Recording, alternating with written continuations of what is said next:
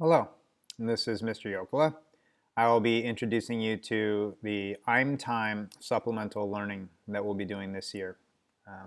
So what you do is you go to Google, and if you type in classroom.google.com, that will take you to your student's Google Classroom. In the Google Classroom, you will want to find the class that says Yokola. We're going to go ahead and pretend we're in period 1. So you're going to click on that. You'll see this banner. And then you want to go to the classwork section. And in the classwork section, you will see that we are in week 2. So in week 2, you want to go down to the week 2, August 24 to 28 slideshow, and you click on that. And then you can go in. In the slideshow, it always starts with this title page that tells us what week it is. And then you should be familiar, hopefully, with this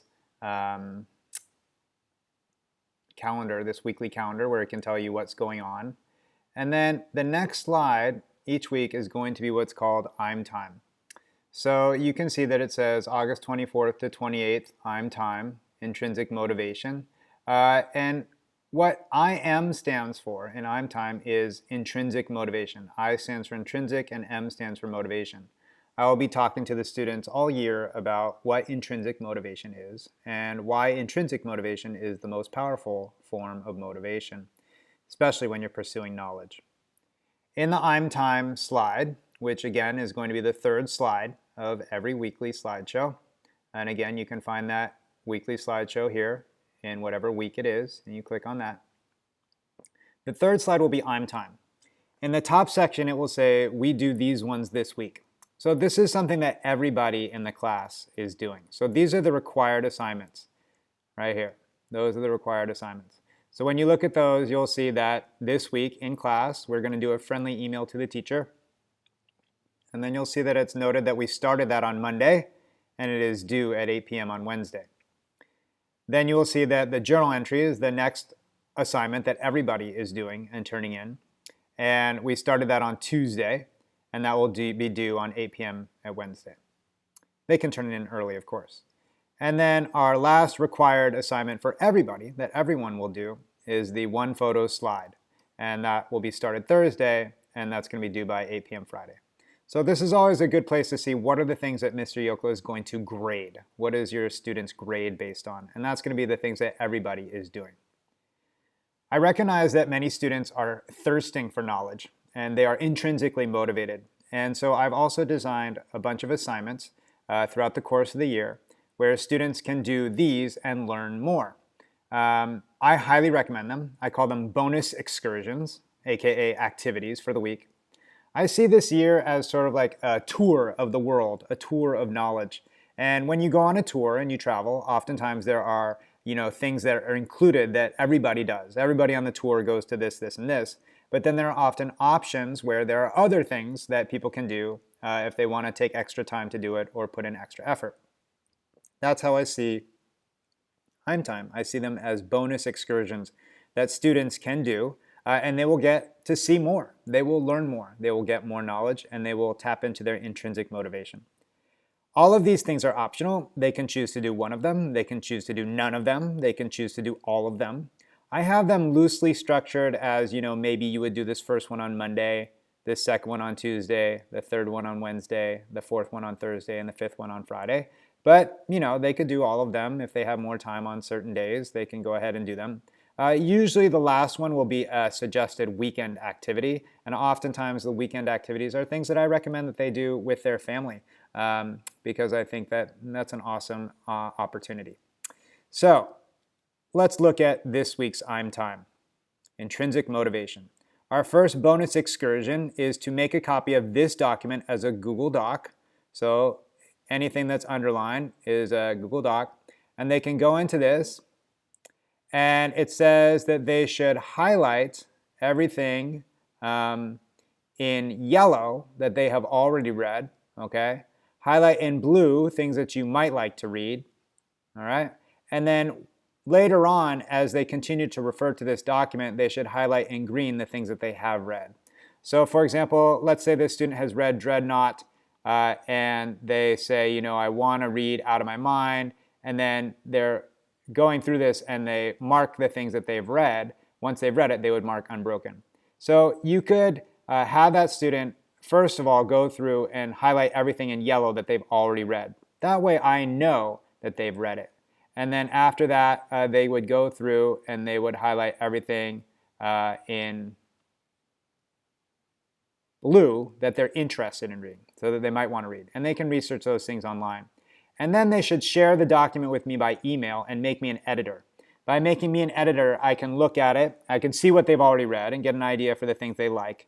I can see the things they're interested in reading, and then I can actually highlight, and I will highlight in purple, things that I suggest that they also read based on what I see that they like already.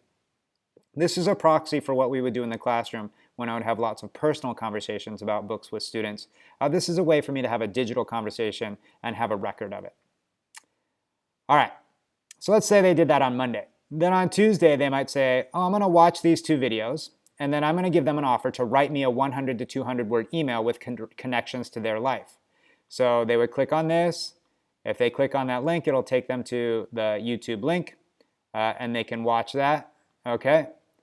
And then they would watch that growth mindset introduction, and then they can click on this, and they can go to that, and they can watch that quick little growth mindset introduction. And then after watching those 2, they could send me an email, and that email should be 100 to 200 words, and they connect it to their own life, and I will respond to that email. Next, on Wednesday, there's a grammar and punctuation workbook that I created, which I believe is fun and important. So they can click on this, and this is the way that I can teach grammar this year. I won't have time in class because we have such a reduced amount of time to do Zoom classes. So this is really the way that students are going to learn grammar in my class. So they'll go here, and through Intrinsic Motivation, they will see that there's a worksheet. I have 32 separate lessons. This is the first lesson. And so this is all about verb tenses. So they will answer these questions as best they can, follow the instructions. I believe it's 3 pages of work, and then they would write their sentences in here. And then when they're all done with that, they would get to the key. And it says below is the key. Do not look at the answers below without first giving your very best fearless effort on all the questions above. Once you've completed the questions above to the best of your ability, then look at the answers below. Now here is the most important thing. If you miss a question, try to figure out why the answer is what it is and why you got it wrong. That's learning.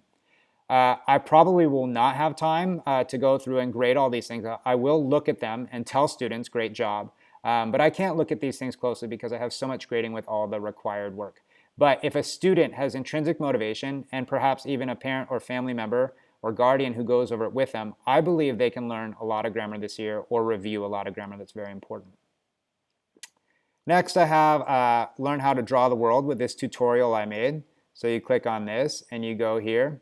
And this is a tutorial about how to draw the world. I would normally teach this to students in class, but because we have less time this year, I won't be able to do that. But I would love it if students went and did this. And then they can always take a photo of their final draft at some point and show me what it was. And finally, my last one is to watch the movie Aladdin by Disney with your family, perhaps over the weekend, and then use this document to break it down.